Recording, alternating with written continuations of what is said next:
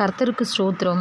எபிரேயர் 12:10 சொல்லப்பட்டிருக்கிறது, அவர்கள் தங்களுக்கு நலமென்று தோன்றினபடி கொஞ்ச காலம் சிட்சித்தார்கள். இவரோ தம்முடைய பரிசுத்தத்திற்கு நாம் பங்குள்ளவர்களாகும் பொருட்டு நம்முடைய பிரயோஜனத்துக்காகவே நம்மை சிட்சிக்கிறார்.